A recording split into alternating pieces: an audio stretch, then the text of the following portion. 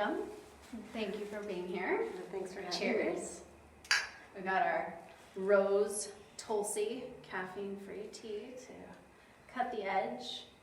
So this is Anabel Nunez. Anabel and I met, what's it been? Like 10 years. 10 years ago. Yeah. Zumba. I was teaching at your brother's studio. And that was actually the very beginning of my career. And we have the same last name, but to our knowledge, we're not related. But I felt very connected. I looked up a lot to your brother. He taught me some very, very important lessons. And it's interesting because when I started off teaching, I think I was only like 23 or 24, so I was still young and cocky. And he made sure to drill in some really important lessons. And I would be like, yeah, of course. And then when I opened up my own studio, I absolutely saw the benefit of the lessons that he taught me. And I just always looked back and really, really relish in that time that we all had together. And I remember you showing up in class, dancing up in the back. I was like, Anabel, come to the front. No, fuck no. But your sister, she was up in front. And it was such a cool time, and it really broke my heart when we split ways. But one of the lessons that your brother taught me was how important it was to mend things between people. Given he has a very interesting way of doing this. I was at home with Roman. He was like 6 months old, and I just look out the window. I was like, oh, there's Ira and Mary rolling up to my house. Out of nowhere. And I was like, what? Well, I'm available. I'm home. So they came in and we were talking, and him and Mary were just like,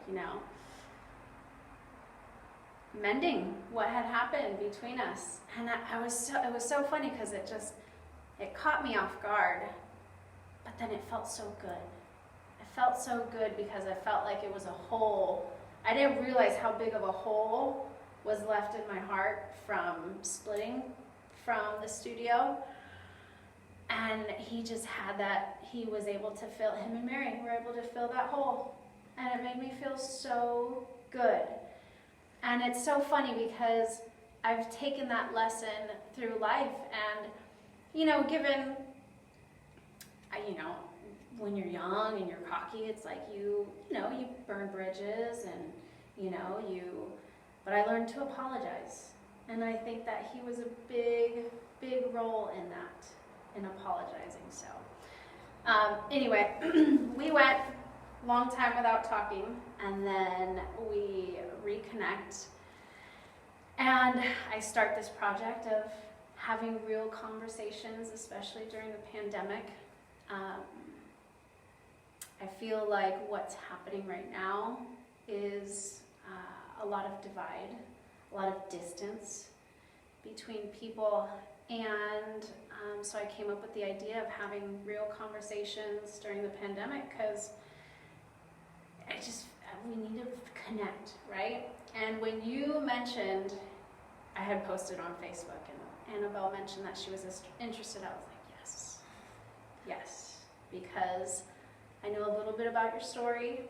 I know how far you've come, and I feel like people would really benefit from hearing your story, and there's going to be many people out there who can connect with it. So why don't you start off telling us a little about you? Well, I'm a Santa Rosa native, born and raised here. My parents came from Michoacan, Mexico, back in 1969.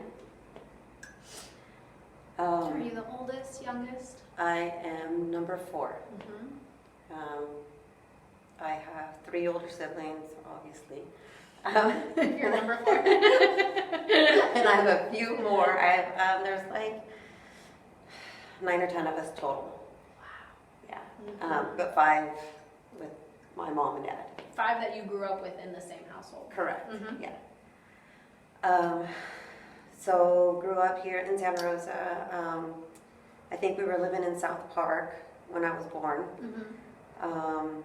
From there, we moved to like some fields in the middle of off the freeway on Fulton Road, like in the prunes. Oh, uh-huh. They're now gone. Now it's like Yes. vineyards. Yes. And then we lived in West 9th. Mhm. And I remember going to Lincoln Elementary School there until I was in 3rd grade. Mhm.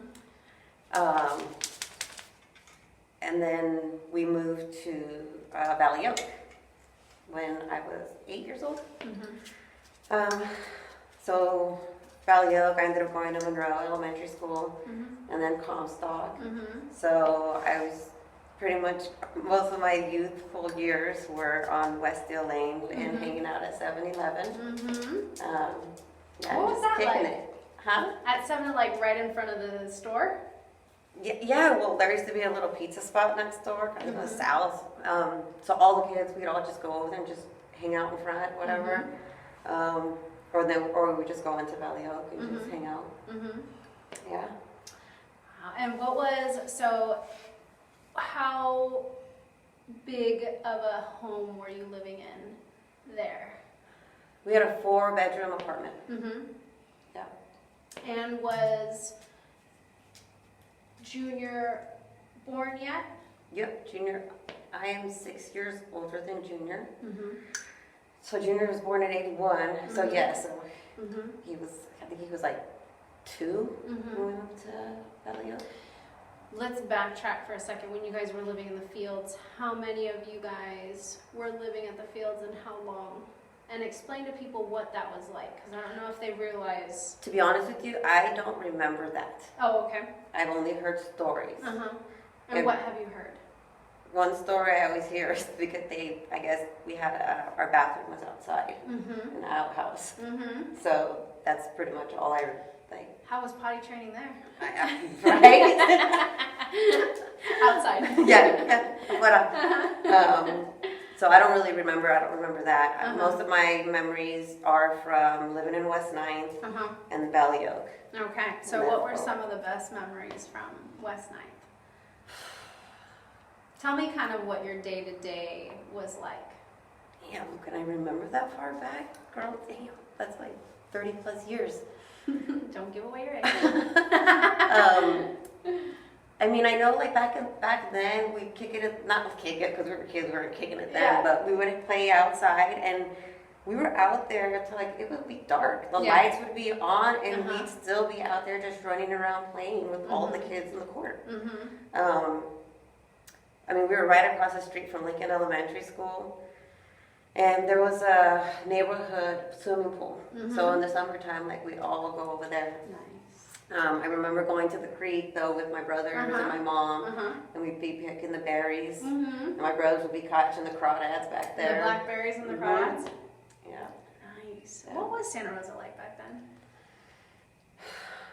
Well, I mean, from the eyes of like a 5-year-old, 6-year-old, like very peaceful. Yeah. To me, fun. Of course. Yeah, like Yeah. it was just fun. Because you were around community. Yes. And back then, West 9th was very diverse. Mm-hmm. Yeah, we had a little bit of everything. Nice. Yeah. Tell me about that. How when you say diverse, what are we talking about? You had your Mexicans, you had your natives, you had your white people, you had your Asians, you had black people. Like, we were all there just together. Like, Always. No always. separation, everybody playing with everybody. Yeah. Looking back, is that kind of a time that you really appreciate being able to just play and be around everyone? Yeah. Yeah. Mm-hmm. I guess, yeah, you know what, to be honest with you, I don't really remember too much of my childhood. Like, of that time. Like, I just Yeah. remember going outside and playing Yes. and things like that. Like, I Mhm. remember certain things from, like, Lincoln Mm-hmm. Elementary School, like some of the teachers and things that they would do, like all the good stuff, you know? What are some good things that stand out to you? Um, And keep going. so I didn't actually have this teacher, Uh-huh. but she was the 5th grade teacher. I think her name was Miss Miles. Uh-huh. And she would do a Thanksgiving feast for her class every year. Oh. Yeah. So my brother had her. Mm-hmm. So when I was in kindergarten, he would walk me home every day. So I had to wait for him to get out of class. So I'd always be waiting like in front of his classroom. So they had their little feast there. That was one of the, I don't know why that always like stood out to me. Well, because it's beyond, like, above and beyond what maybe most teachers would do. Mm-hmm. But it's interesting that you were in kindergarten and you remember that. Yeah. Huh. I think she was like probably the only black teacher there. Mm-hmm. Yeah. The most community oriented. Yeah. Hmm. But back in those days, there weren't too many. Hmm. I think there was one Mexican teacher. And everybody else was white. Yeah. Uh-huh. That I can remember as a child. Mm-hmm. Yeah. Mm-hmm. Now, in schools nowadays, it seems like they're trying to diversify their staff. What was it like having white teachers for you? Does it impact you at all, or was it just normal? To be honest with you, like it didn't bother me at all. Yeah. Like it didn't affect me. Mm-hmm. At least I didn't think it did, but not until later on in life did I realize that I had that inferior complex. Inferior, yeah. Mm-hmm. Yeah. Interesting. Not until I was gonna say I can share No, my go ahead. story No, with no, no. my Do my it. kids Do it. and what I've experienced with the school system with them. Yes. So as a mother, Uh-huh. when my kids were in elementary school, they were going to Piner Elementary. And I remember my daughter coming home one day and telling me that they pulled her out of class to go take these tests. And so I was like, tests? Like, what tests? So I called the school and they told me. And it's like the CELT, the California English Learning Development Test. Yeah. And so I was like, why is my daughter getting pulled out for this? And the person that answered the phone was like, oh, it's because if English wasn't their primary language at home. And they didn't even tell you first. They didn't tell me first, but it gets better. Yeah. So she's like, if English isn't the primary language at home, then, we do this testing. And I was like, oh, how would you know that? And she goes, well, when you enrolled her, you answered some questions. And I was like, oh, can you pull that card for me, please? Yeah. And she goes and gets it. I go, what does it say? She goes, English. I was like, okay. Please don't ever pull my daughter out of class for testing that is unnecessary. I said, and my son right now, so I think my daughter was in 3rd grade at the time, and that's when it started. When they start doing those tests. And I said, and my son's in kindergarten now there. I was like, don't you make note in his file that you are not to pull him out of his regular classes. just based on the his- looks? And their name. Wow. Yeah. So do you think that you would have had less or maybe no inferior complex if you would have had teachers that looked like you, spoke like you, had similar backgrounds as you? No, I don't think the inferior complex came from my teachers. Okay. I think that came pretty much from like textbooks Uh-huh. Oh, yeah. and what we were being taught in school. What was that like? Well, because everything we read about is right. Like, I mean, we're like, we're savages. Yeah. And then you have like Columbus or whoever, the Spaniards, right, that come over, and now you have like, the saviors. Yeah. And like, so we were always looked at as less than, right? By, Totally. in school, that's what we're being taught. Yeah. And then you have movies as well, Yeah. who then just portray us as like the drug dealers or the rapists or like what else? Gangsters, yeah, thieves, whatever, whatever. Like that's where that. Yeah, exactly. Interesting. Okay, so then going through elementary,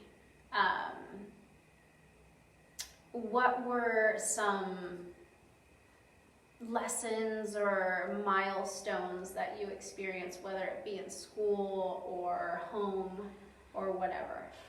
In elementary? Or just,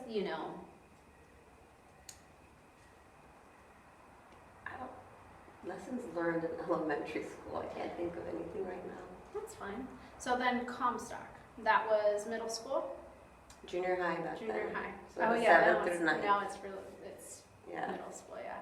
So junior high, how was junior high for you? And are you guys still on West 9th? No, we are now Valley Oak. Oh yeah, I'm So sorry. we went from Lincoln and then Monroe.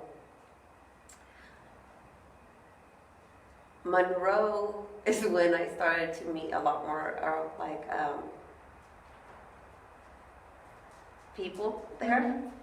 And I remember in school, they used to bring like these elders, right, to the classes, and they would get all the kids that were like Native American.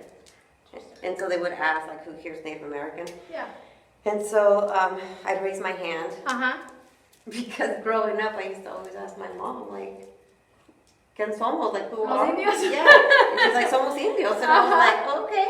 So when they asked it, I raised my hand. So I was getting called out, like going and doing all these things. Yeah. And then they called my mom to ask her for my roll number and what tribe we belonged to. And my mom was like, oh no.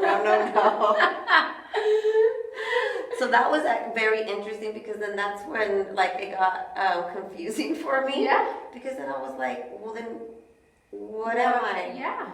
Yeah. So your need for identity started to kind of bud. So that was elementary school then. Okay. So Yeah. that was at Monroe. That was at Monroe. So what grade was Monroe? That was 3rd through 6th when I was there. Uh-huh. But when that happened, I was in 5th grade. Okay. So I was like 10 or 11. And tell me, what is the role of the elders coming in? What do they do? They were teaching the native kids from that school their ways. So did you actually get to participate a little bit? I did. How was that? It was nice. I mean, because I was learning about the culture. Like, we were doing basket weaving. Yeah. We made fry bread. Yeah. But yeah. So, but then it got cut off. Porque no eres india. Because I'm not indigenous to this side of the imaginary border. I'm from the southern side. So explain to someone, because someone seeing this might not understand what we're talking about. So when you say, my mom said somos indios, what does that mean? Oh, okay. So pretty much you say like we're indigenous. Yes. Because my parents are from Michoacan, so our tribe are the Purépecha, so they're also known as the Tarascans. But a lot of people have lost their way or have lost the roots. They don't know where they come from, which for me, I feel like is very important for our identity as a person. Well, especially because in Mexico, the Spaniards came in. And so there's a big mixture of blood and culture and, when that happens, because in Mexico, my grandma is very India looking, but I don't know any of my history. My grandpa, he's very Spaniard looking. Le decían el güero, because he had, colored eyes. He tanned really easily, so sometimes you weren't sure, but he was very fair skin. And so in Mexico, it's very common to say los indios or somos indios. But it's interesting how that translates here. Now when you're here and you're like, yeah, I'm Indian. Yeah. Right? Oh, that's interesting. So did that kind of spark, so at what age after that point did your did you delve deep and be like, okay, well, what are we? Who are we? Or was that later in life? Later in life. Yeah. Mm-hmm. Yeah. So that just cuts off and you keep going. So that cut off, and then I just kept going. So then it just went back. Okay, you're Mexican, Uh-huh. right? You got cut off from that. Yeah. Like, okay. Yeah. But you said. and then I, like later on, I can't remember how old I was. Mm-hmm. Then I started hearing the term like Chicana, Uh-huh. Chicana, right? And so then I was like, okay, so I started to like learn about that. Yeah. And then I became a mom. And then everything just Yeah. gone. Yeah. All my attention went to motherhood. At what age did you become a mother? I was 19. 19. And so, backpedaling a little bit, middle school and high school, how does that go for you? Middle school was good. Mm-hmm. I keep saying Junior middle high. school. Junior high was yeah. good. Uh-huh. I mean, I started cutting and stuff and just Yeah. like, being like that Mm-hmm. teenager. Mm-hmm. And then high school. And then something big happens at 14, right? So my parents separated, Mm-hmm. and then that was at 14, and then I started high school Mm-hmm. also. Mm-hmm. Yeah. What does that do for a young woman when the parents split up? You know, at the time, like I was good. Yeah. Like from my perspective, Mhm. like I was like. Can you share that perspective? Because I told you earlier, I was very impressed with that perspective. I never took it personal. Mm-hmm. I always knew like that was between my parents and had Mhm. nothing to do with me. Mm-hmm. And I guess I can attribute that also to like my father like always was coming. Yeah. Like every weekend Mm-hmm. he was here Mhm. coming to visit us, you know? So I didn't have like abandonment issues Yeah. or anything like that. Yeah. So Mm-hmm. yeah. Can you tell us a little bit? Can you tell us a short history of your dad? I'm saying back in Michoacan, back in Mexico. So my dad was an orphan, Mm-hmm. and so he didn't really have, Mm-hmm. I mean, he had family that raised him, Mm-hmm. but my perspective is like, see, I don't even know if I could share because I can't say what he thought, but for me, Totally. I feel as like he just wanted his little family and his little tribe, Yeah. right? You know what I mean? And like he showed us so much unconditional love. Yeah. So yeah, I don't know. It's beautiful. Like he was very attentive. That is okay. See, memories are coming back. Yeah. Memories. Okay, you're good. So my dad, like when I was little, he injured his back, Uh-huh. and so he stayed home with Mhm. us. And so he would brush my hair. Mhm. He would lotion me up, Mhm. right? And I remember the freaking lotion is that Nivea and the little Uh-huh. blue, right? Like the smell. The white bottle and the blue top. Yeah, I'm like, I'll Very never forget that distinct. smell. Yeah. Yeah, so, and Yeah. yeah. Which is unusual because tell a little bit more about him being born and who he lived with, because he didn't have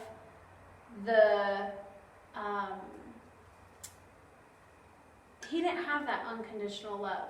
So it's very beautiful to hear how loving he was and is with you guys. Oh, yeah. Mhm. Yeah, so, I mean, so he was an orphan, Mhm. so he never got to experience unconditional love. He never, Mhm. like, actually had that, like, role model, right? Like, Yeah. of a father or anything. Yeah. At least that's how I'm seeing it. Yeah. And so for me, I'm like, man, like, this man is like something else, like Yeah. very special. Yeah. Like he's been through some stuff, right? Like, Mhm. and then to see, so I'll give you a little history of his town. Mhm. So I went there when I was 13 years Mhm. old, no electricity. Mm-hmm. Like the only light we got at nighttime was from the moon and the stars. Okay, and so and like I had to shower. Like no, I couldn't even shower. Like it was like with the tina, Oh, right? yep. O en la pila. Yes. Yeah. Uh-huh. And then you could like there's cracks, so Yeah. somebody could just be peeking in. And then when we were there, like the pinche soldados were there, Yeah. and like they were walking by with crops of freaking mota. Oh, gosh. Because Were they taking them out? Yeah, they were taking them out because where my dad is from was like up in the mountains, Yes. right? Uh-huh. But anyway, so this place has no fucking electricity. Yeah. So it's like to see where my dad is now and from where he started, and then to see like us, not saying like, oh, we're like anything, but I'm just still, saying like, it's huge. and then like, you know, like our kids and stuff like that, like, yeah.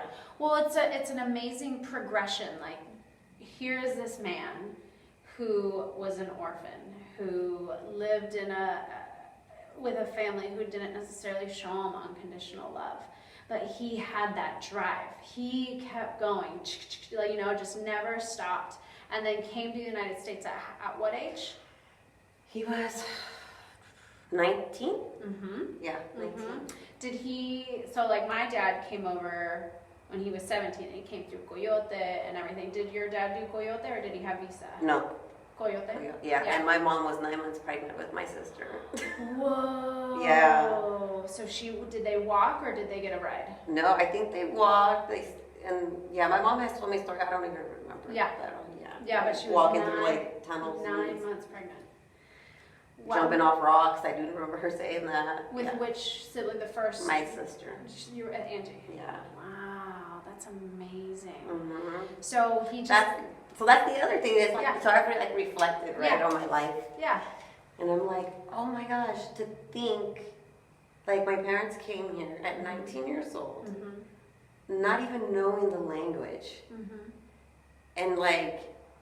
From a town with no electricity, nothing. Nothing. Yeah. Nada. Yeah. No phone. Yeah. TV. Nothing. Yeah.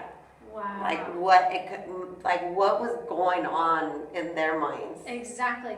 And to think that like someone from privilege can look back at the places that you've lived at and been like, oh, but to your dad, he's like, I'm fucking making it. I'm killing it right now.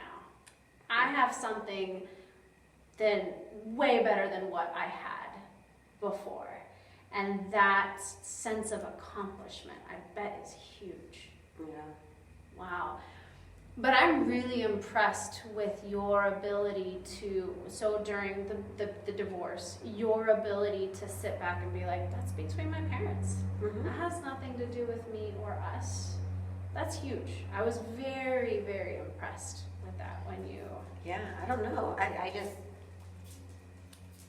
I think it ties into, and as we go through this, I think we're going to really see a little bit more about you, but you have this uncanny ability to just see things for what they are. And that is beautiful. Okay, so high school, how was that for us? Get over here. Well, high school was short. Mm-hmm. Very short. Let's see. I got kicked out. I went to Piner. I got kicked out my sophomore year for having weed. And then I got sent to Ridgeway. And then while at Ridgeway, like I just kept cutting, not going. And so then, that was it. That was very short. Okay. So then at 19, you become a mom. At 19, I become a mom. How was that? Well, I got probably one of like the most beautiful moments of my life. Yeah. I had my daughter. She changed my world. Yeah. Tell me a little bit about that change. I was no longer hardened. Like we skipped a few years there, right? Yeah. Like what was going on when I wasn't at. Hey, I'm trying. I'm trying. So it was like nothing mattered anymore. Yeah, like, Just her. yeah. Yeah. Like, I could care less about anybody or Yeah. anything. Mm-hmm.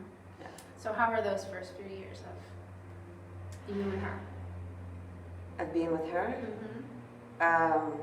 Were you having to still work? No, I didn't work for the first year and a half. Uh-huh. I breastfed her for 2 years. Mm-hmm. I don't regret that at all. And then I remember when she was a year and a half, I went to work and I started through like a temp agency. Mm-hmm. First day back to work, I get a call. Mm. Are you sitting down? No. I'm like, oh fuck no. Uh-oh. So apparently she had like broken this mirror. So we had mirror doors. Oh my god. And they were slanted because they weren't on the thing, and she like put pressure and it like and cut her head, and so Who was she with?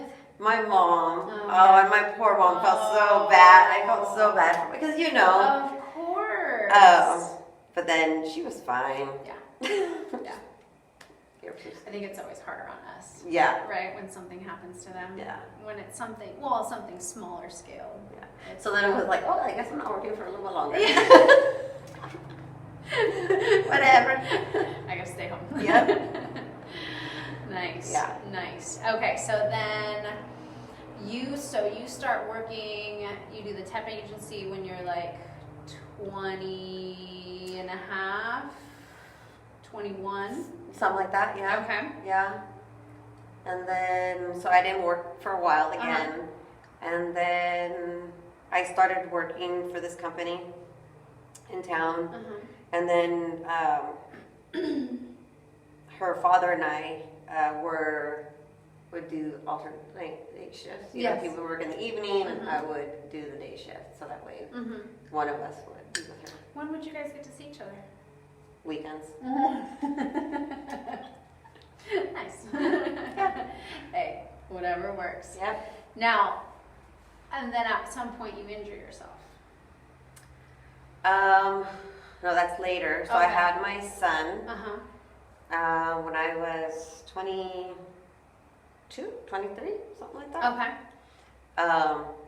So I had my son, Mm-hmm. and then on Mother's Day. Mm-hmm. So that was Nice. very nice. Yeah. Mm-hmm. And how was it with two at that point now? Oh my God. So crazy. Right? Yeah. Yeah. Yes. Very Do you tough. ever think back and be like, I don't know how my mom did 5? Girl, all the fucking time. And I asked her, and I'm like, because the first 3 were back to back. Oh, They're all like man. a year apart, and then she waited a few years, had me, and then a few more Yeah. years, and then had Junior. Yeah. Right? And so I'm just like, what the fuck? I guess that's the secret, just have them back to back before you even have a chance to like To think even about think it. about it, just like, yes, cool, let's Right? get it done. And Yeah. then after Ira, she's like, hold on.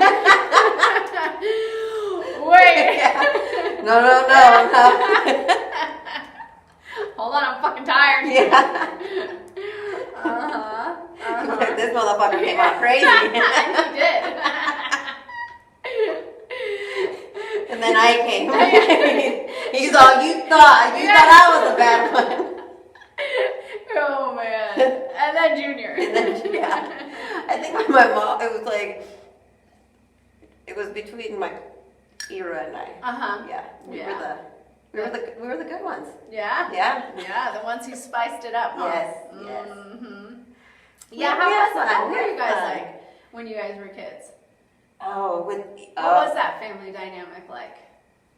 it was very interesting. So I've done a lot of work on myself. Uh-huh. And so I've broken myself down I'm to sure. the point I'm where I'm sure. like, son of a bitch, when I pinpoint it, I'm like, Uh-huh. I got that from him, I got that from her. And for a while there, I was like matching up just with like the men in my family, Mhm. right? Mhm. And I'm like, God damn, what the fuck? Like, am I not like my sister? Uh-huh. So I was like thinking like, why is it not coming? Yeah. So then I had to like turn on some music and go Uh-huh. back to like memory lane with my Uh-huh. sister, and I'm like, there it is. Okay, tell us. Oh shit. Okay, let me see. You're not going to give me snippets of information and then just expect me to move on. Let's see. Well, what did they teach me? So many things. How to fight. Yes, we had a few little scuffles here and there, you know, like, I just, you know, and it just, an outsider looking in would probably think we were fucking weirdos or we were crazy. Okay.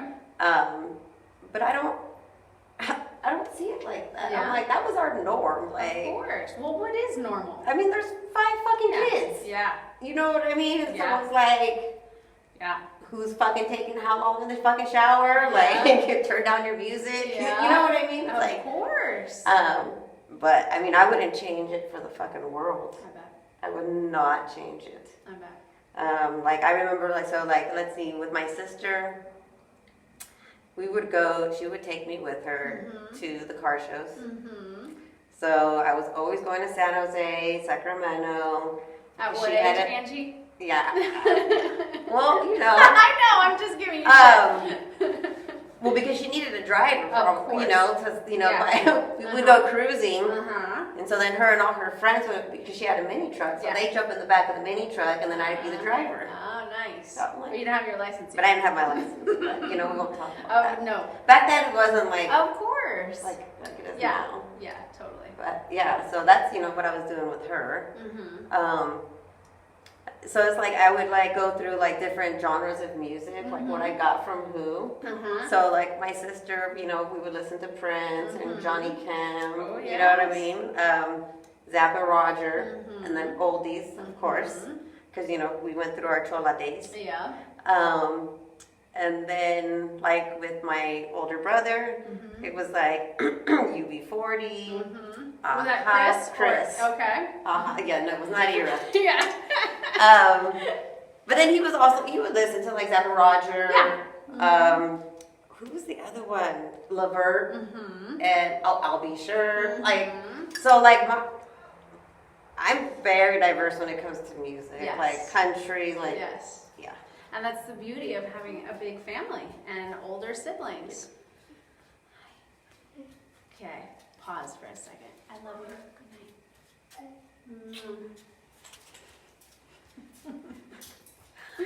So then we get to Era. And so now I'm like, oh, I think I was like 12 at that time. But it's NWA, Yeah. not like Easy-E. I'm like, oh, okay, we went completely, like, yeah. Ooh, okay, here we are. That's awesome. Yeah. That's awesome. Okay, so fast forward to having your second son. And so how was that? We were talking about how crazy it is once you add 2. Well, it was just different because I was married, so I got married while pregnant, but I didn't know I was pregnant. With Angel or Bobby? With Bobby. Uh-huh. So now I'm married by the time he's born. Yep.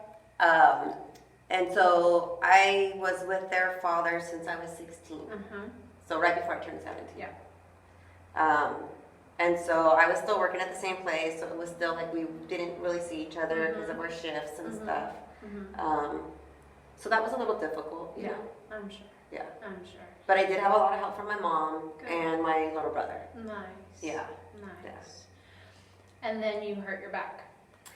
And then I injured my back. I had 2 herniated discs. And then they prescribed medication. So I started taking Norcos and Somas. Yeah. And what was that like for you? At the time, it was good. I mean, because I was in a lot of pain, so it was like helping whatever, like in the beginning. So I was like, okay. And then I had surgery and everything. And then it got to the point where I just needed more. Yeah. And I realized it at one point. Like, I was like, holy fuck, I'm fucking addicted. When did that hit you? It was, I think, probably after 2 years after my surgery. But what I realized also what I would do, like after a while, so mind you, I was on pills for like, I think 15 years off and on. Yes. Because From that point. From that point of hurting your back, getting prescribed the Norcos and the Somas, from then on, it's a 15-year on and off relationship. Yep. Uh-huh. And so there will be times where I'm like, I'm done, and then I just kick it, right? And so then something would trigger me, and then I say, oh, fuck it, time to escape. Let me go get some more. And they were so easily like available to me. So tell us how easy it was for you to get that. I just call, make an appointment. My back's hurting again, and here it is. And that's it. Yeah, but this was a long time ago. Yeah. This was like early 2000s. Yeah. Yeah. Right when they were hooking everybody. Yes. Yeah. Yeah. Like I would get like 360 pills. Yeah. Whoa. Yeah. What? Yeah. At one time. That's a shit ton of pills. Yeah. Cause holy fuck, they only prescribe like 10. Well, because now, policies right? are getting a lot stricter. Yeah, but shit, no wonder why there's a fucking pandemic of people who were addicted to opioids. Yep. Wow. Okay, so what was the addiction like? So about 2 years later, you hit that point of, I'm addicted. So what was that like for you? Are we talking about like towards the end? Like once I like. Let's just go through it. So take me through the addiction. Well, I would just get triggered sometimes by like certain individual. Yeah.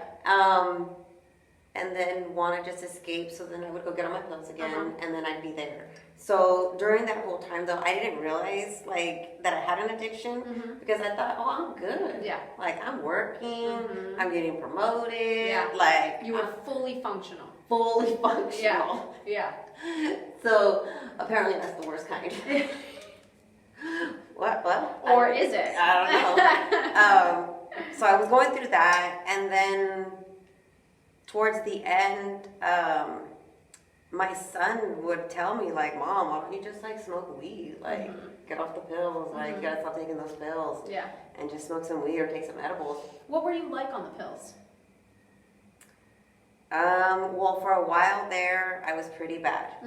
I was like probably taking about like 50 milligrams of oxys at a time, plus the somas. Wow. Yeah. What was that like for you physically and mentally? Like, how would you act throughout the day? I thought I was good. Yeah. But apparently, well, that's the thing. So I was, I was told, like, there were times where I would probably, I guess, be nodding out. Oh. Because I was so, like, yeah. How did your family around you feel? Nobody knew. Nobody knew? Not even your kids? I think they knew something, but they didn't know. Right? But, no, yeah. Not even your siblings? No. Or was it one of those things like, we kind of knew there was something going on, but... No, I don't know. I don't think so. Wow. The only one who knew was my cousin. And what did he ever bring it up or ask for you to stop? Yeah. Yeah. He even like threw away Your pills? my pills before. Yeah, interesting. Yeah. Did he ever suffer of any substance abuse? I'm not gonna talk about. Okay. Yeah. Okay, no worries. So he threw them away for Yes. you. And what was that like? I was pissed. Yeah. Yeah. Yeah. But at that point, what could I do? Of course. Yeah. Of course. So then I just had to go through the withdrawals. Yeah, what was the withdrawals like? And so you're off and on. How many times did you experience withdrawals? Gosh, because that was a long span of time, you know? Like, it had to been more than 5, 10. There was quite a few. I don't know for sure, but there were many times. Because, in the beginning, like, my withdrawals were like 2 days or something. And then It's a long fucking time to be sick. Towards the end, like, I detoxed for 10 days. 10 days. Wow. And I think that was, I don't know why that was, like, why it Yeah. took so long, but maybe it was because of, like, The length of using them. yeah, Wow. yeah. So, what was life like dealing with a pill addiction and having a family and working? Fine. Fine. Yeah. Yeah. Like, it didn't stop me. Yeah. It did not stop me whatsoever. So, what stopped you eventually from taking pills? My son telling me to stop taking pills. Yeah. Yeah, like, that's all I can remember was like, Mom, you gotta stop taking those pills. Why don't you smoke weed? Why don't you smoke weed? And my thing was always like, oh, because I like had a bad trip once. Or Yeah. whatnot. And he would tell me it's all in your head. Yeah. And if you start tripping out, just tell yourself it's all in your head. Mhm. And so I'm like, okay. Mm-hmm. So then I was taking pills and then smoking weed. Okay. And around that time, I started to meditate Mm-hmm. a little bit, Mm-hmm. and seeking purpose in my life. Yeah. Um, What was there anything in particular that happened that drew you to meditation? I was going to start a new position, Mm-hmm. and I had gone to my brother for a Mhm. reading, Mm-hmm. and so he just gave me some advice, Mhm. whatever, and so he told me to meditate. Mm-hmm. One was quit drinking Mm-hmm. and start meditating. Mm-hmm. And so I said, okay, and I did. I quit the drinking And tell us a little bit about these readings that your brother does. and tarot cards. Uh-huh. Yeah. Mm-hmm. Yeah. Well, he did, that day was just a tarot reading. Okay. He does, Okay. he's done other readings for me as well, but yeah. Do you want to share a little bit about the spiritual connection that your family has? Well, my brother is, I guess you would call You him. act like it's no big deal, but this is real shit. Like the ability, your father's intuition, your father's gift, your gift, Ira's gift. Like your family has a deep spiritual ability, and so why don't you talk about that a little bit? I mean, my brother is what you would call a curandero. Uh huh. Yeah. Totally. A healer, right? Yeah. You don't know what that is. Mhm. Yeah, so a medicine man. Mhm. I mean, Mhm. yeah, there's. Yeah. So then you go to him and he says, you need to stop drinking, you need to meditate. Start meditating. Okay. So at that point, so when it comes to meditation, were you like, what do I do? Just sit there? Or how did you figure out your meditation? He started teaching me, Okay. like baby steps, Uh-huh. right? Uh-huh. And so I started doing that.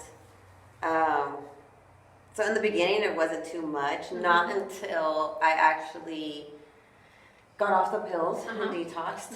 Mhm. Mind you, I was high for Mhm. 10 fucking days. Yes. Like day and night. Yes. Like with edibles, I was smoking the ball. Yeah. Yeah, everything. Yeah. And so during that time, I started having dreams and memories. So those 10 days, it was just weed, no pills. Correct. Okay. My last day of taking pills was on Christmas Eve, December 24th of 2015. Nice. Yeah. And so during my detox, right, so I'm high and I'm just like, had dreams, memories, and I had like this thing where I was just like, oh my God, like I know why I'm here, whatever. Yeah. And I'm like, I forgave myself Mhm. for so many things. Mhm. And I realized my worth Mhm. at that point Mhm. and respected myself Mhm. as a person. Mhm. Yeah. What was that like for you? At that time, like it wasn't like anything. I was just like, oh, okay. I guess I was in that positive Yeah. stage. Yeah. So like everything was just Good. yes. Like I Yeah. was just so happy. Yeah. But now that you ask me, like what Mhm. came to mind is just like very empowering. Yeah. Yeah, because Do you think the pills took that away from you or didn't allow you to connect with it? I think it didn't allow me. So it creates blockages. Yes. Yeah. Because it's a substance, right? Yeah. And it's an addiction. Yes. So certain things will also like create blockages Yeah. for you to connect. And what kind of blockages are we talking about? What? Like, I don't, mental blockages. Yeah. I don't, yeah. Just the ability to connect with your higher self, your deeper self, your subconscious, etc. Yes. Okay. So you're doing 10 days of detoxing. You're finally connecting with yourself. Mm-hmm. And so what was the journey like after that? I got into this thing was like, oh my God, like, I'm so proud to be who I am. Yeah. Da, da, da, da. I remember I called my cousin because he's in the with the school district. Uh-huh. And I was like, why are they not teaching ethnic studies Ah. at the schools? Like, we need to start with our kids. This woke bitch. And he was like, whoa, I never thought I would hear the day. Like, what's going on? Yeah. He's like, Where's Anabel? What'd you do with her? I was like, oh, I was just seeking purpose in my life. He was Yeah. like, holy Yeah. shit. He's like, I never thought I'd hear the day that would ever Yeah, because come. he is this the cousin who's the principal at Annalee? Or not Elsie. Elsie. Mhm. Elsie, yeah. What was his response to why there's no ethnic studies? Actually, so when I called him on that back then, he was like, actually, we're talking about that. Cool. And so that was like, that's almost been what, 5 years, yeah? 20, 15? no, this is now 2016. Oh, okay, so, So 4 years, yeah. Good. And they're talking about, it's been in the works. They just, Yeah. I just saw some Yeah. discussion on it Mhm. yesterday that they had. That's what my husband would do because he was teaching Spanish.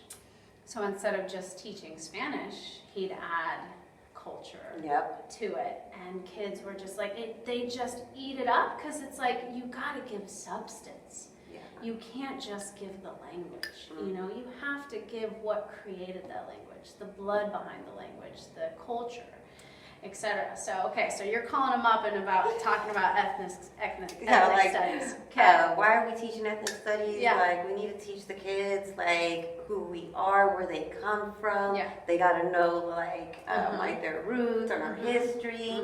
Mhm. Because my thoughts were just like, if everybody knew, like, well, my thing back then was like on our culture, like Yeah. if we knew like how powerful we are Yeah. and where we come from, Yeah. like, we are warriors. You know what I mean? Totally. Like, so that's It what also I was. grounds you. Yes. The knowledge of your history and your culture, it almost grounds. It was very empowering. Mm-hmm. Yeah. Good. Yeah. So how did you go about finding out where you guys came from? Or you had already, I had already you had known. already known? Yeah. So remember, I'm that kid Yes. that was constantly asking questions. Yes. So Yes. I've always asked, like my parents, like the history, like. How much history did your parents know about themselves? Because I know that when I asked my grandma, I asked my grandpa's passed, but when I used to ask my grandpa, I never really got that much information. Like my grandma didn't know when she was born. She didn't know how old she was. She didn't know how to read. She didn't know how to tell time. She would look at the sun. She'd be like, it's 3:30. And I'd be like, yes it is. But that's about it, because my grandpa se la robó. He stole. So in Mexico, there's this term that you steal a woman away from her family. And I think that she was a young teenager, so. Yeah. And her mom had died, so it's like, we don't know that much. But did your parents know? No, well, my dad was the orphan. Yep. So, but he knows his mother's name, Mhm. and we know some of their family. Mm-hmm. Like we've met his half siblings, Mm-hmm. and then we knew his father's name, Mhm. and then we met those half siblings when I was like 12. Mm. Yeah. What was that like for your dad? I don't know. Uh-huh. I've never really asked him his feelings about that, and I was a kid. Yeah. But I'm assuming they were happy. They were drinking. Yeah. Like, Yeah, totally. Yeah. Totally. Yeah. Having these conversations, I realize that I have to sit down with my dad and ask him questions, Mhm. because it's like, we growing up, you just get little snippets, but I would really love Yeah. a full story. Yeah. Right? Yeah, like my dad tells me his like story, Yeah. like from his childhood Yeah. growing up, Uh-huh. but like he can't really go Yeah. too far back. Yeah. And my mom, like, we have, like, her dad was tall, Mhm. weddle, blue eyes, Mhm. so more of that Spaniard blood. Yeah, because your mom has pretty fair skin, huh? Mhm. Yeah. So we have that Spaniard blood, Mhm. right? Because I have cousins with blue eyes and super weddles. Mm-hmm. And then my grandma was more India, short and dark. Yeah. Like the story is like from what my mom's like. My great grandmother on my paternal grandfather's side didn't like my grandmother because she era India. Yeah. Because back then, like, wanted you the white didn't skin. mix Yeah. with the Indios. Yeah. Yeah. But I think it went by both ways. Like if you all That's went true. with the blanco. Yeah, that's true. That's true. There was that still sense of separation that Yeah. they wanted. But that's so funny that you mentioned the whole sense of time thing, because that was one thing I asked my dad, Yeah. and he was like, no. Because remember, they didn't have electricity. Yeah. So You he's just- like, yeah, yeah. you just tell the time. He was like, well, when the roosters would crow, then Yeah. every time, Get get up, and then get ready for work, and then something else, like some with the shadow, Yes. they knew like that was like lunchtime. Yes. And then something else, I was just Yeah. like, Okay. all right. Yeah. Like his intuition too, like, yeah, it's crazy. Exactly. He and I are very connected. Yes.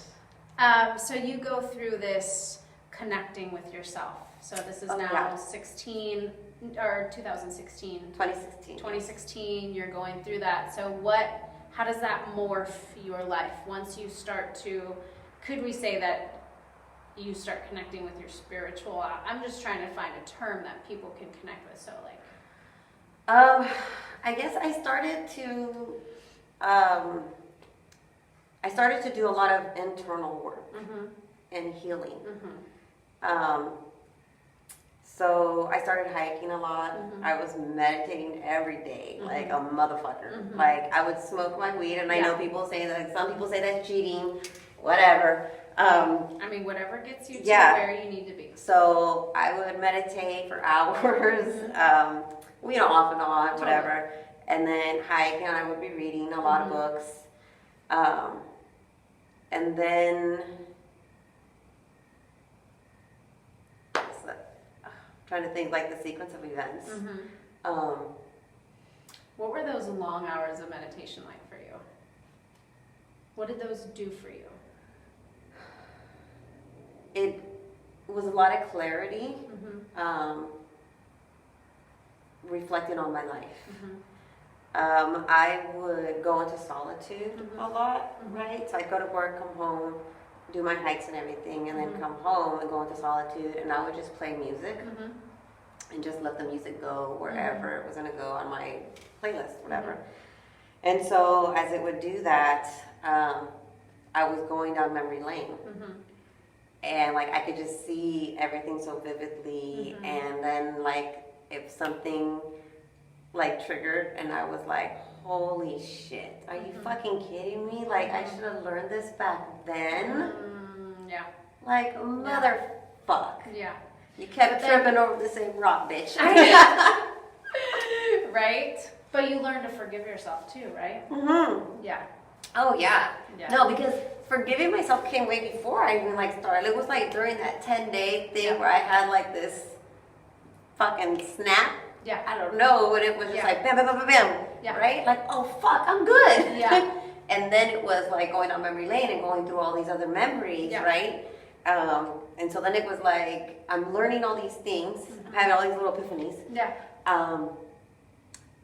And I'm like made a calendar at home, whatever, in my room, because I'm like just in my room, just chilling. Yeah. And like started tracking different patterns, and I'm like, oh, like, okay, here we go, it's shorter and shorter and shorter. Okay. You're like an FBI agent, like pulling the strings. All right, this one's. I know, because I got so bad. I was like trying to just decode and decipher shit, and I was like, bitch, slow your roll, calm down, like, take your time. So, what do you think the importance is of being able to go through your life and heal from things that you've gone through? The importance of it? I mean, it just changes your perspective on life. Like once I was able to heal and from all those things and like let go and forgive, like I didn't even have to go to people and say I forgive you. Totally. You know what I mean? Like Totally. it was just like, damn, I was still holding on to that shit from 15 fucking years ago. Little shit. And the little shit that pops up in the most random times. Yeah, when somebody else fucking triggers you, and then you fucking go, oh, and that's a whole nother fucking story. Because, somebody wants to trigger you, and then you're like, is it you? Me? Ooh, where's this going? Fuck, dig deep, bitch, dig deep, because you're gonna find me. 5 seconds before we fight. Oh, we good? Okay, we're good.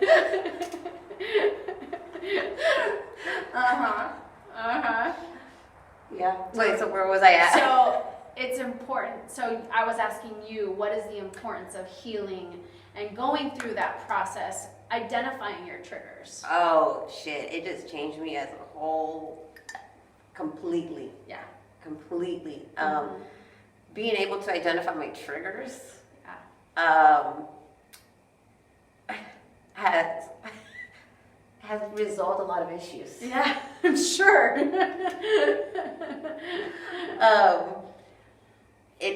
It also changed my world. The healing process of like going back to the healing. So once I started healing within, when I decided to actually go back into the world, right? I realized I no longer ran into people that I knew. Right? Which is so unusual. I'm just going to check to make sure this is still going. Which is so unusual because you are from Santa Rosa. Yeah, and I have a huge family. You know, you adopt all their friends. Yes. And I just, no, not one person.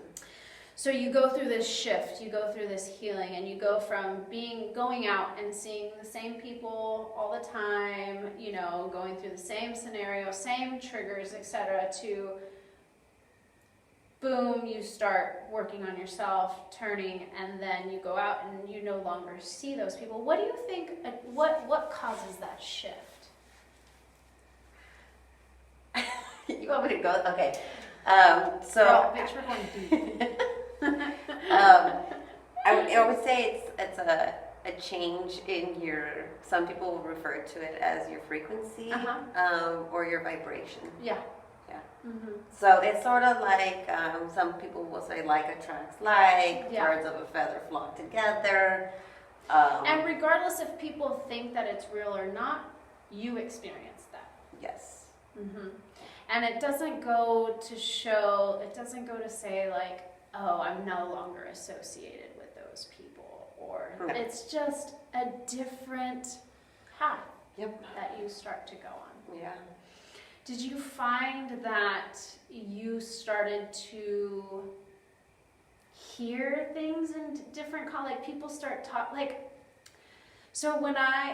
started my own journey, and I realized that when I found my own journey, I would just be out in public and I would hear people talk like, oh, the other side, the veil. Like you start hearing people using the same language as you are. And I don't know if it was always there and I just never picked up on it, but you start to run into people who are, like you say, the same vibration, birds of a feather, etc. Like you start to be around more people who are in the same stage as you. Yeah. Okay, so take us a little bit further in this journey for you. Where are we now? We were in the changing frequencies after the 10-day change of perspective.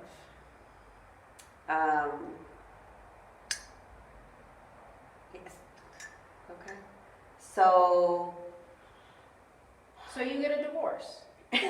Yes. I'll take you there. Yes, they get a divorce. Uh-huh. Yeah. And this was the person that you've been with since you were 16, 17. Yep. What was that like? The divorce? Uh-huh. It was, I mean, fine. Yeah. Yeah, like we were very civil with one another. Mhm. Like we are still civil with each other. We're friends. Good. We're cool. Like it's good. Okay. Yeah. So then you move away. You have your own place, hmm right? Or no, he left. He left. You have your own place. Mhm. So how does your spiritual journey start to develop after that?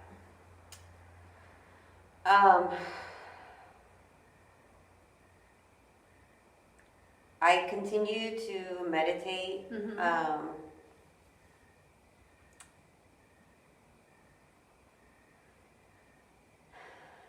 So probably after our divorce was finalized in 2017, Mhm. but during that separation, my brother was killed. Mhm. So tell us a little bit about that. He was out one night in Petaluma. And this is Christian. Yeah, This is one of the youngest brothers. yeah. Mhm. He was 24. Mhm. And so he was out with his friends and ended up getting into a fist fight at the end of the night. Mhm.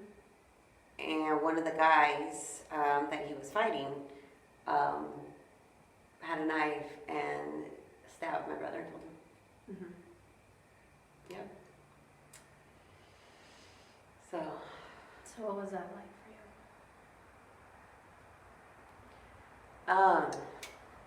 I think that was probably the first time I had ever felt that type of pain.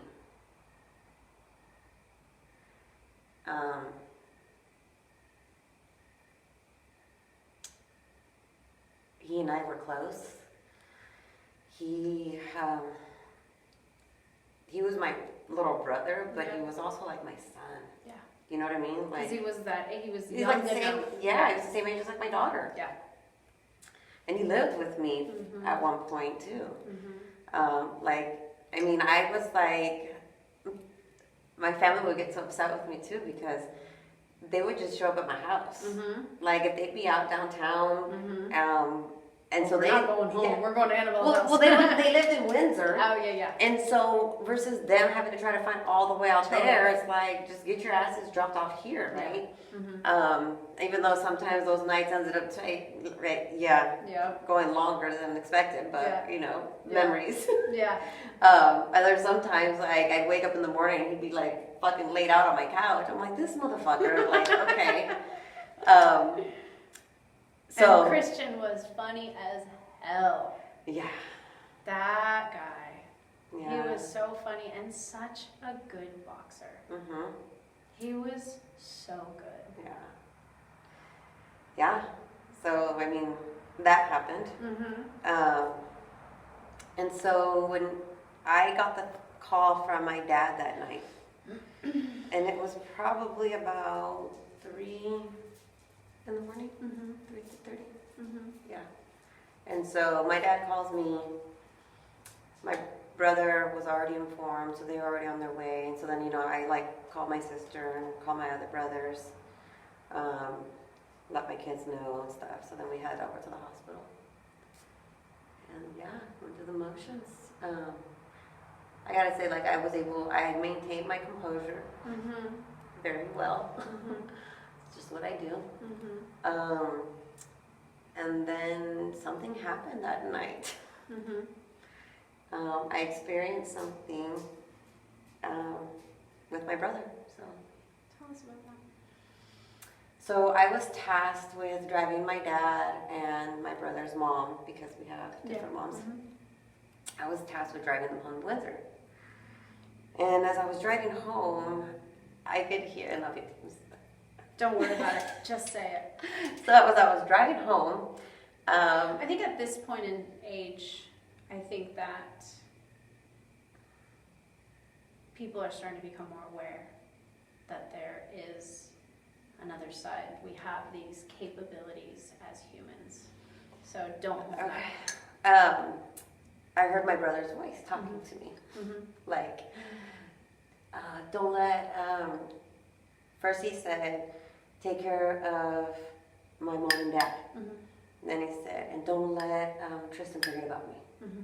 And I'm like, the fuck?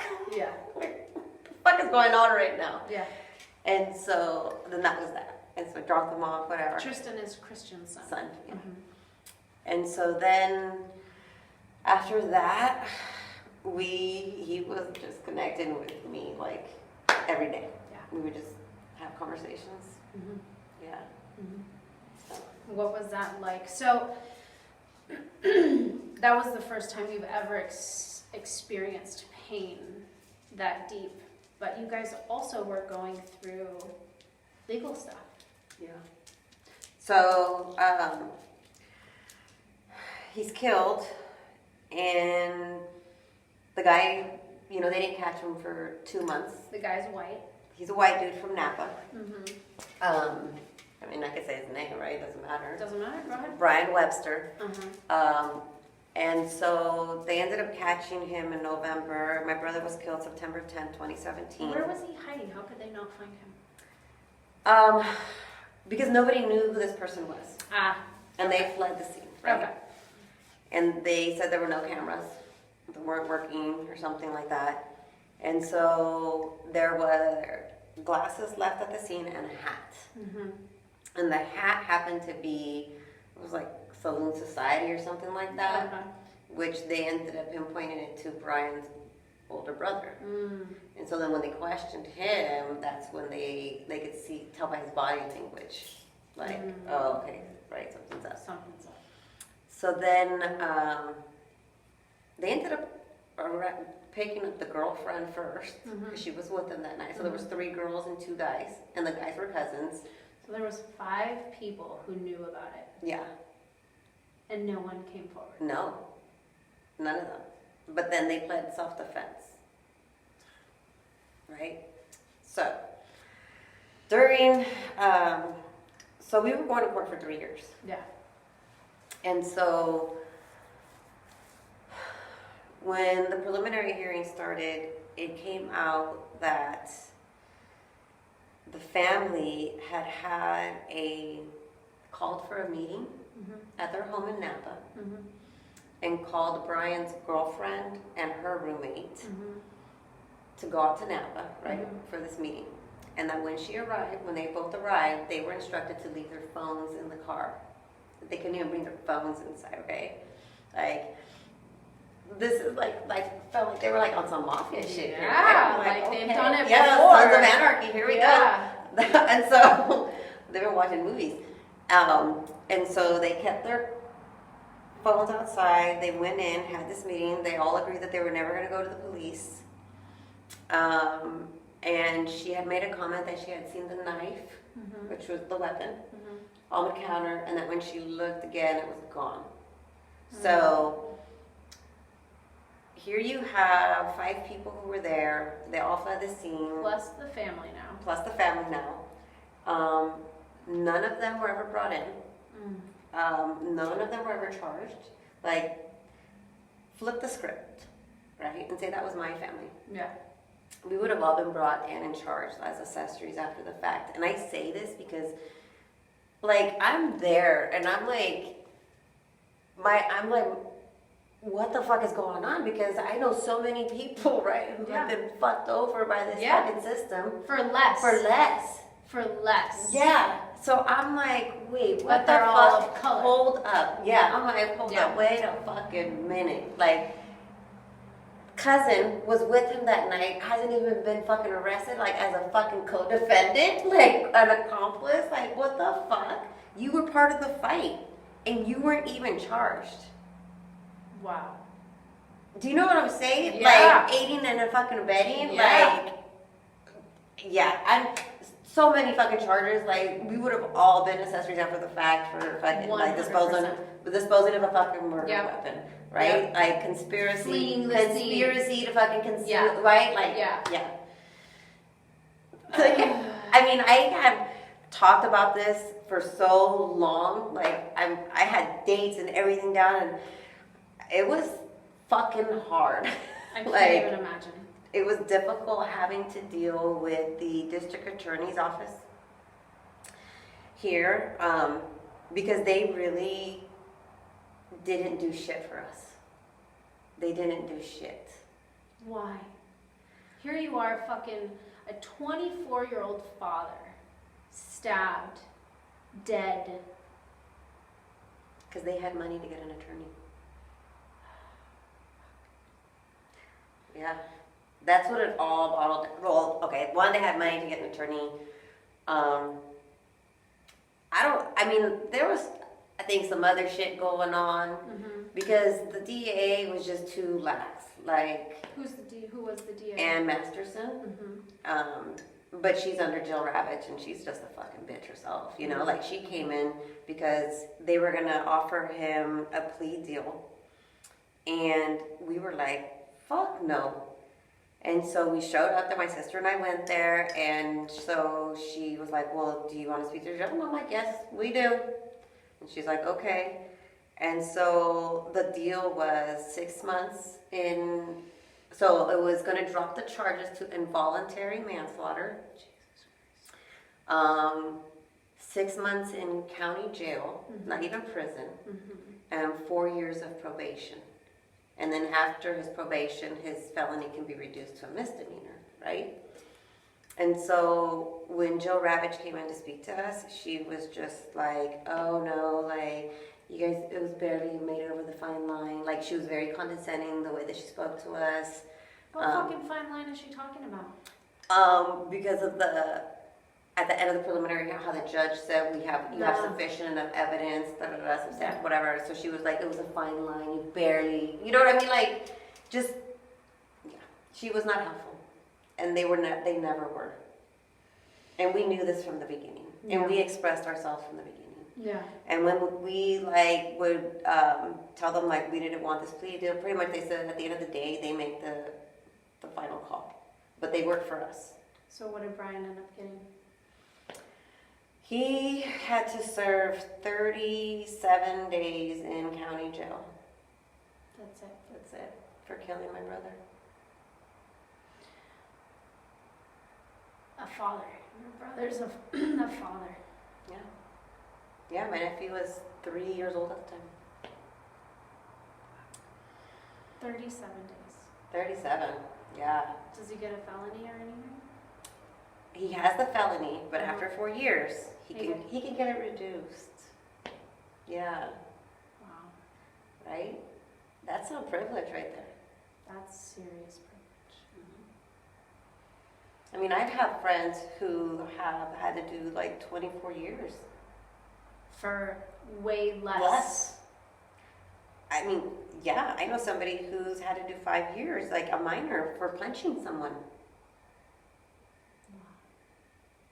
Wow. You know, I mean, and here's the thing too, during the whole the hearing and stuff, we were prepped, they're gonna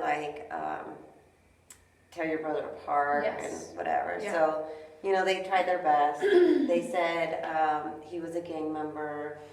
They said that he was the aggressor. He liked to fight and all this other stuff. But here's the thing.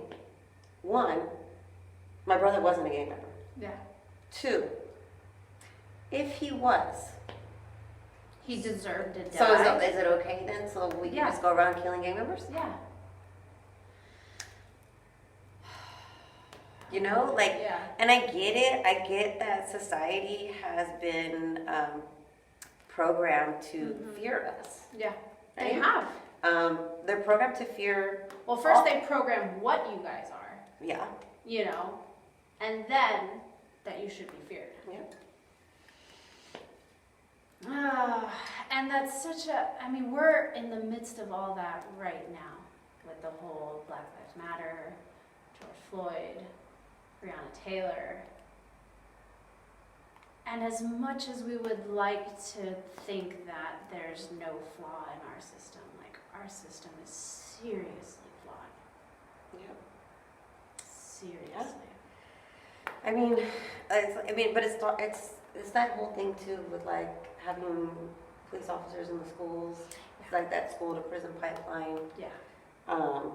Like, I don't think people realize how much what goes on in our kids' files, like as teenagers, how it affects them later on. 100%.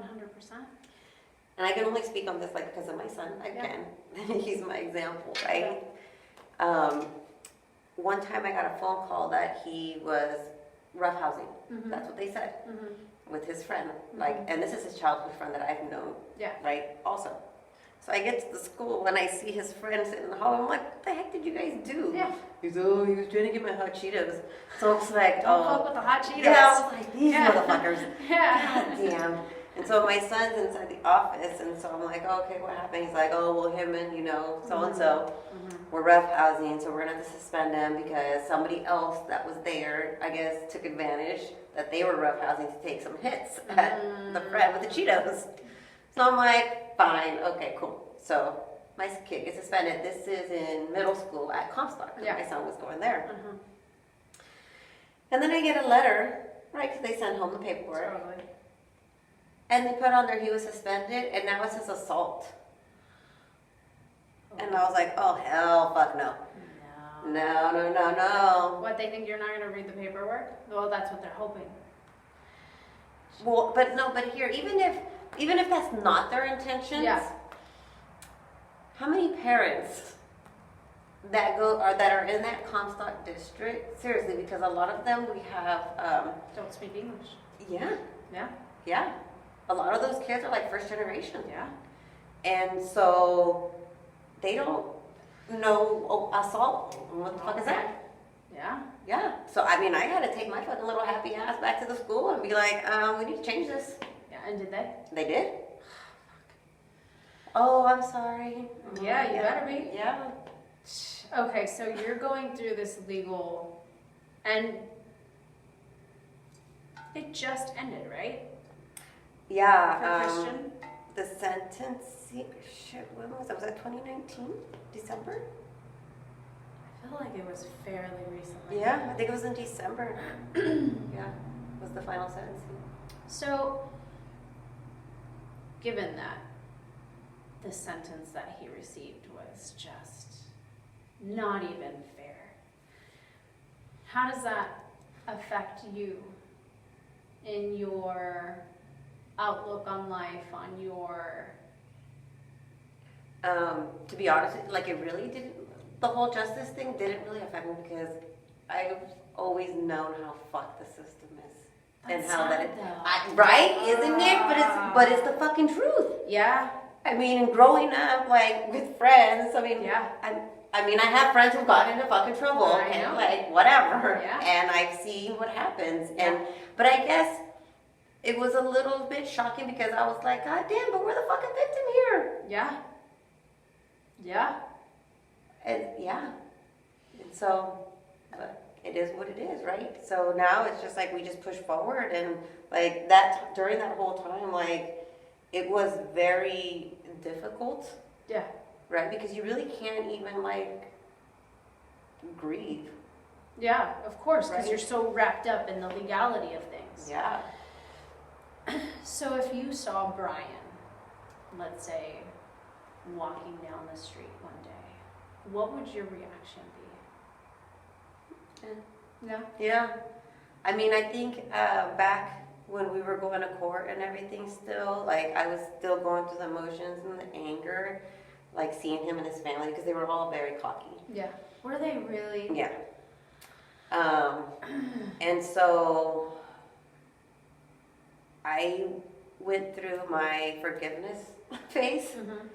And like just had to let it go because it's beyond out of my control at that point, and I had to like get that it's out of my control. Whatever happens, happens. I couldn't be attached to any outcome because then I would have just been way more disappointed. Do you know what I mean? Totally. Like if I was hopeful, like it's gonna be bitch, like reality, like come back. Wow. Yeah. And that's solid. That's real. That's exactly how you feel. Yeah. Wow. Because then in 2019, was it 19 that Chris died? Nope. Was it 18? 18. So Christian passed away September 10, 2017. 10 months later, my older brother went into a coma. Yeah. Yeah. From an aneurysm, right? Yeah, breaks it. Fuck. That's so much loss. Yeah. That's so much loss. And then, okay.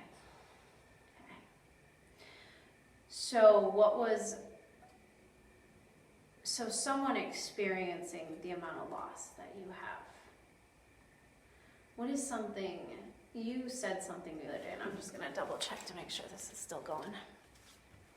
Good. You said something to me the other day that hit me, and you said that it's not so much a loss, it's a gain. Yeah. And what have you gained? And that was a very interesting perspective, because I'm like, fuck, you've lost a lot, and you're gaining something? What did you gain? And you know what, girl? It hit me that day. Yeah. When you asked me that, it was like loss. I'm like, oh shit, or what are the gains? Yeah. Like, yeah, because,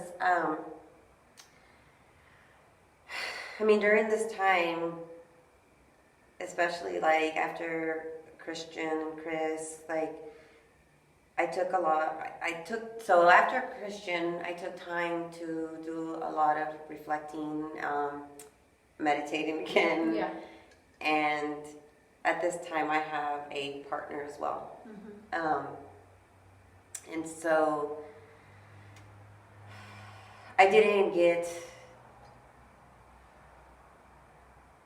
I didn't grieve Mm-hmm. for my brother. Mm-hmm. Because of what I experienced with him. Because going back, you were connected with him. You were having conversations Yes. with him. And I mean, I cried. Don't get me wrong. So Yeah. like, you know, during the first week when somebody passes away, you're constantly you're with your family. You're doing Yes. all the planning. You're doing everything, Yes. right? So when this is all going down, I'm like, good. I'm like, no emotions. Yeah. Like, I'm like, Well, I'm because here. it's just go, Like, go, let's go, just go. get this shit done. Like, Yeah. let's handle it, right? Yeah. And so that's what we did. Yeah. So it wasn't like an emotional Totally. thing. Yes, there were people who were emotional, but Yeah. so I would come home and then I would release Mm-hmm. by myself. Mm-hmm. You know what I mean? That's Mhm. how I process. Totally. And so since I was in contact, right, with Christian Totally. for so long, like, I was good. Yeah. Like, I was at peace. But you were open to that connection. Yeah, well, he came fucking forcefully. I had no choice. All of a sudden, I'm like, this motherfucker's in my head, and I'm like, the fuck? Yeah. I mean, he was in my head. He was coming through like on the computer, Yeah. like messages, and I'm Yeah. like, god damn! Yeah. Like, is it really? Am I going fucking crazy right? But no. But It happens though. yeah, Right? Yeah. But you didn't stop it.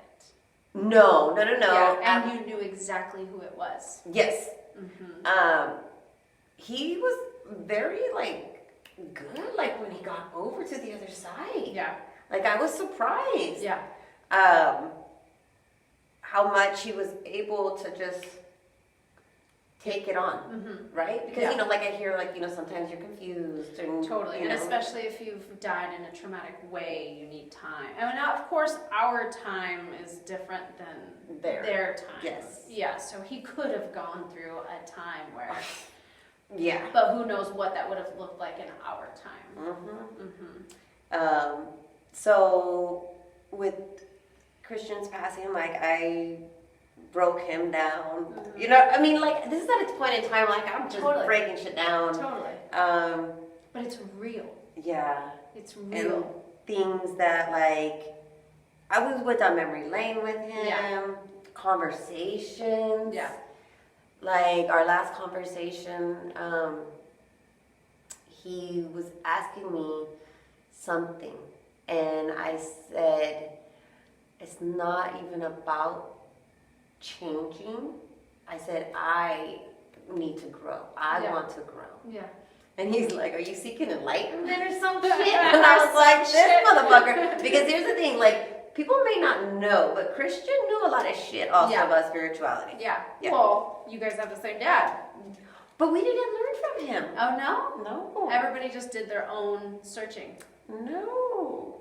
We learned from my brother. Oh, yeah. That's true. Yeah. That's true. So, I mean, my Ira, brother, we're talking about Ira. Ira, yes, Yeah. he's the one who, Yep. like, taught me a lot of stuff. Mhm. Well, not that he taught me, he would plant seeds. Yes. He would like, oh, you know, whatever this and that and that, and then I'm like that. And you see it. I'm that type of person. I'm online researching. I'm reading. I'm doing. You know what I mean? Yeah. Yeah. Mm-hmm. Yeah. Totally. Totally. So you're having connections with him. All the time. It's hard, but you're still connected with him. And that makes it essentially easier. Easier. Yeah. Yeah. So you are fully connected to him. He still comes through. With me now to this day. Yeah. Recently, yes. So I hadn't seen him. Oh, he's seen him. I don't see him. I just hear him and feel Totally. him. I hadn't felt him in a while. Mm-hmm. So when Chris passed, Mm-hmm. I didn't even really grieve Mm-hmm. for him. Mm-hmm. And when I think about it, it's like I think it's because my intellectual side, knowing about what I experienced Yeah. with Christian, like I know, like You're going to be able to connect with Chris. yeah, and that he's good, Yeah. right? So it's like Yeah. this took over this, that, or I didn't want to feel that pain again, Yeah. you know. Yeah. So then I'm like numb. Yeah. But I had connected with him in the past. Mm-hmm. And then it was done. Mm-hmm. And it was so when I would connect with Christian, it was easy. Mm-hmm. But when I would feel Chris's energy come through, it was very heavy for me. Mm-hmm. Yeah. Mm. So it was more difficult. Interesting. Difficult to process or difficult to connect with? I think it was just the heaviness that I was feeling, and I didn't want to feel that heaviness. Interesting. Yeah. Have you fully grieved, Chris? No, I don't know, because I'm good with it. Yeah. Like I didn't go through the Yeah. emotional roller coaster. Yeah. I think just because I know like he's good, it's Yeah. just I just look at it now as like we're on different paths. He just started a new journey. Yeah. You know, so But you'll be able to meet up later. yeah. And if I want to connect with him, like I just have to really just focus and and feel and wait for him to come. Like I know it sounds so weird, but I mean, But it's all with love. That's you. Yeah. Yeah, that's you, and that's part of why I wanted to talk with you, because you have this sense of knowing. You have this sense of, like, you're able to break something down and see the real gist of it versus getting lost in the emotion of it. But you still allow yourself to feel. You still allow yourself to feel, but you also see the facts. And so you had a partner going through Christian, going through the loss of Chris. And now, and I know you don't want to touch up on it too much, but you have now lost that partner. Mm-hmm. And so now it's more to work through. So what is this journey looking like for you? So currently I am in transition.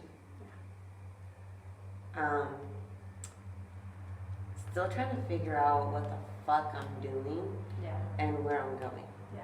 You know, like coming here today, like I was mentioning earlier, I was like, okay, so who am I gonna be? What character? Yeah. Like, Yeah. you know, because we all play so many different fucking roles in Totally. life, right? Totally.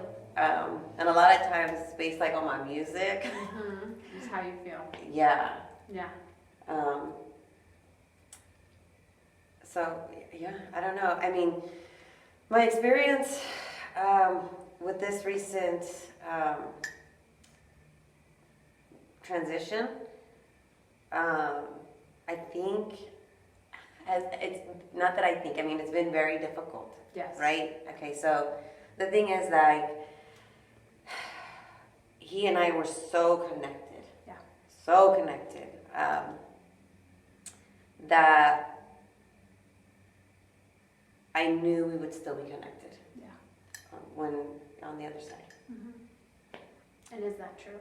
Yes. Yeah. Yeah. What does it feel like when he comes through? In the beginning, it was a little difficult. Well, obviously because I missed the physical. Of course. And then we just, we would just conversate and I would get emotional. And then conversation, communication would stop.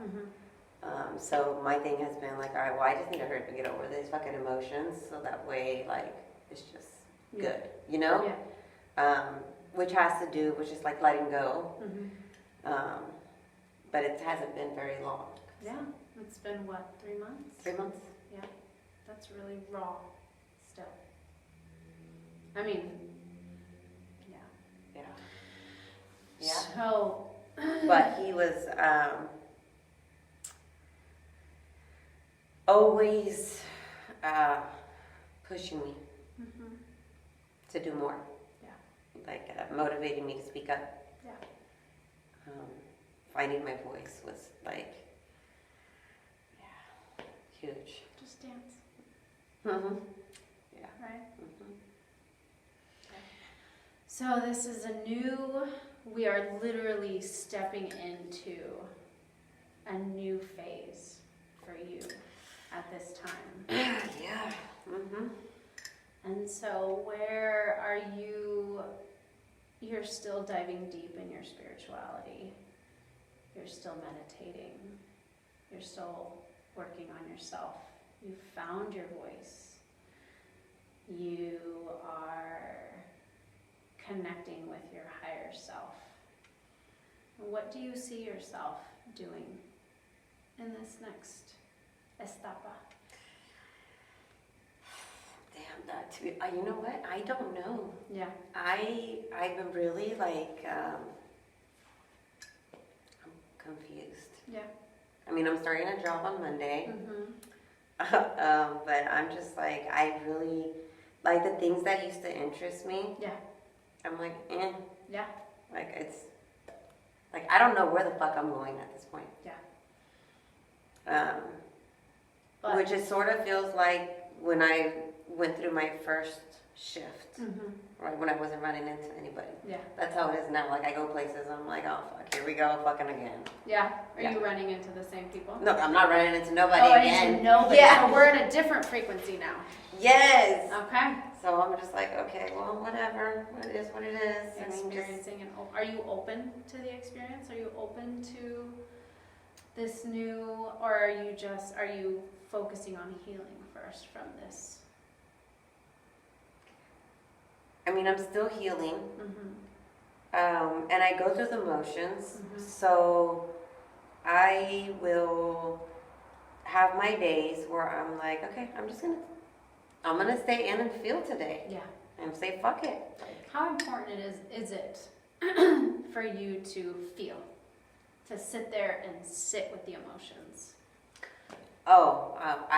Very important, because if you don't and you keep all that shit inside, it can cause illnesses. Oh, absolutely. So you have to release all that shit. It's just stuck energy, right? So, yeah. 100%. Yeah. So you're allowing yourself to feel. Yep, I have my days where I'll just feel. I stay home and I'll listen to music that reminds me of him, and then just go through the motions. Yeah. I did the same thing with my brother. Certain songs so there's certain songs when they come on, I'm okay, I know he's here. You know what I mean? And Totally. yeah. But yeah. So I release, but I just do things on my own. Totally. I'm not the type of person who needs, and I feel bad saying this, but I don't need sympathy. Totally. I'm You just need good. to process it. Yeah, yourself. like- Give me space. Yeah, like I'm Yeah. good. Like I deal with my shit. Like it is what it is. Like Yeah. everything happens for a fucking reason. Totally. Like and ya estuvo. Like we gotta just keep pushing forward. Like yeah, I get it. Like I'll have my moments where I'm like, oh fuck. But like I have to check myself. Come back, bitch. Like nope, don't get stuck there. How important is it to push forward?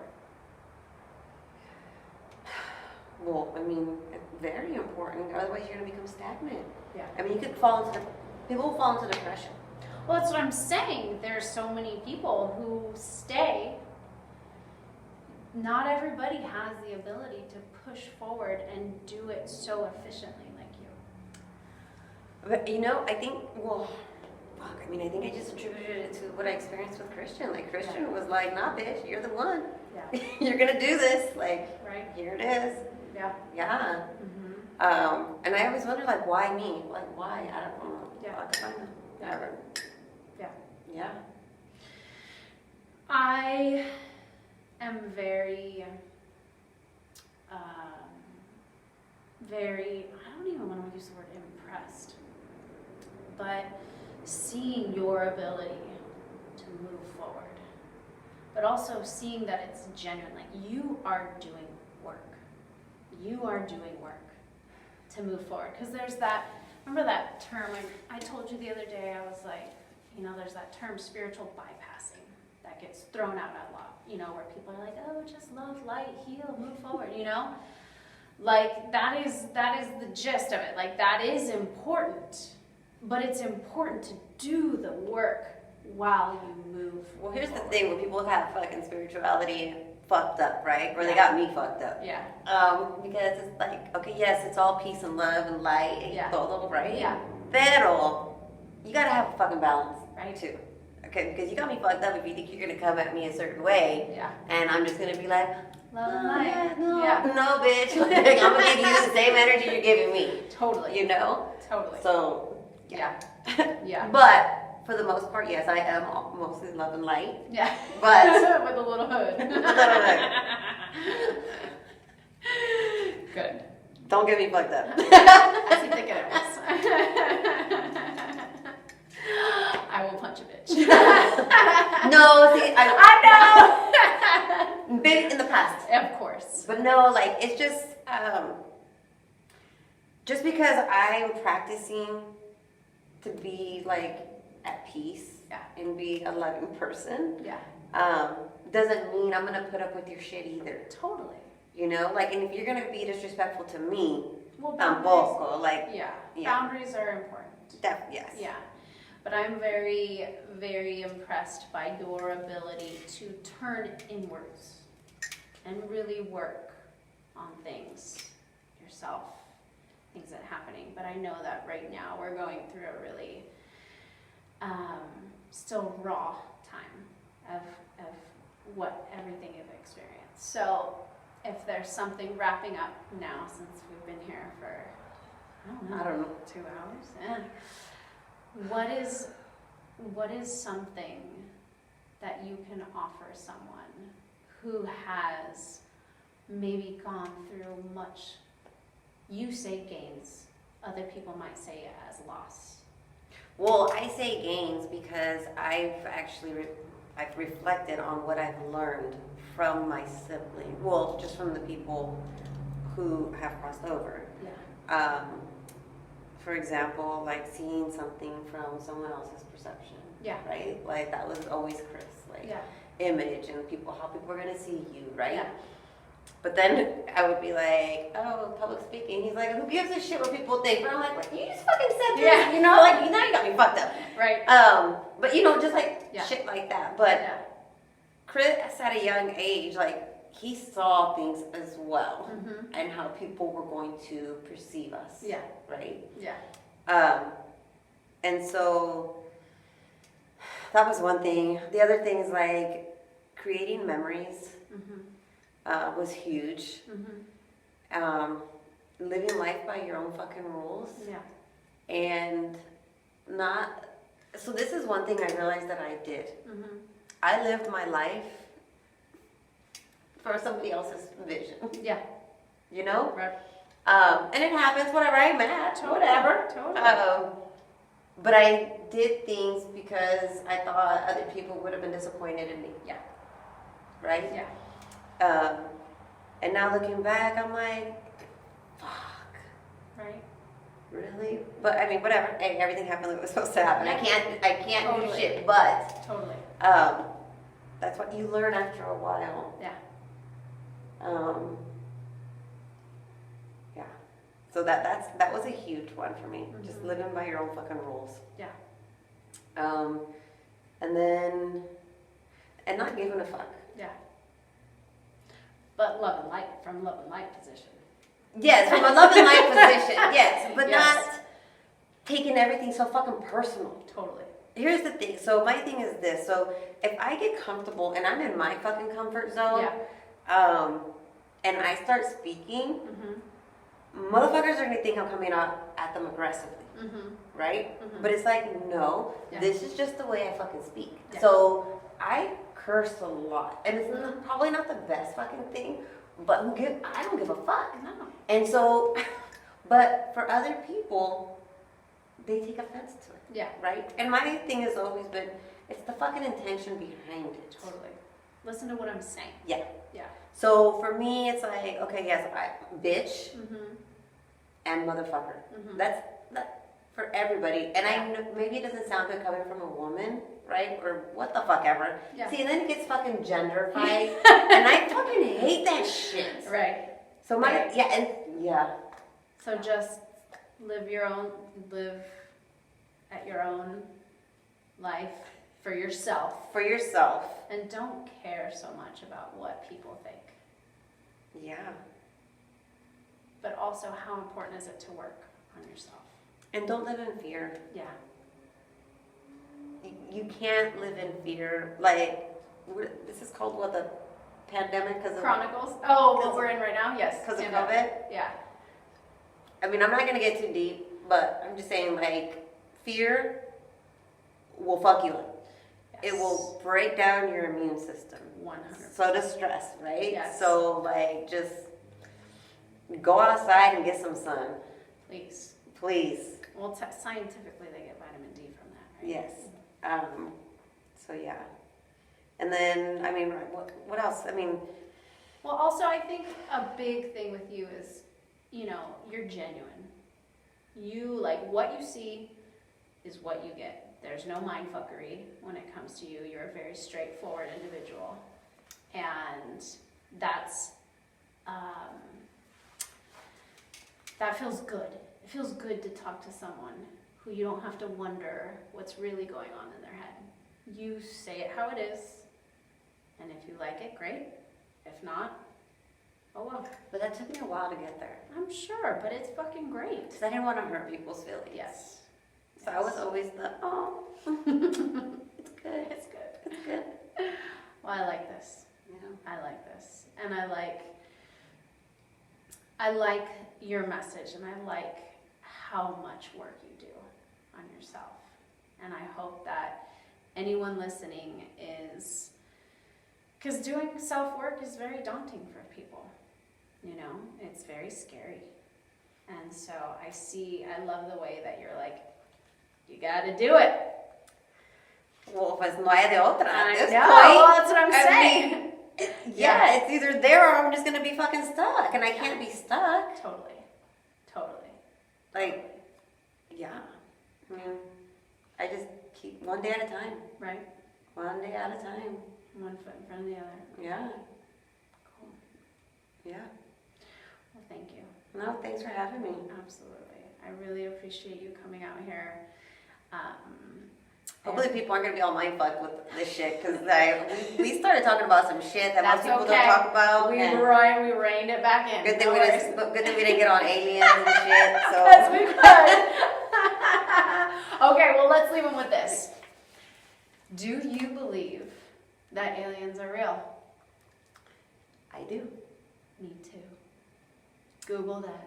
Yeah. Well, and work on opening your chakras. Yes.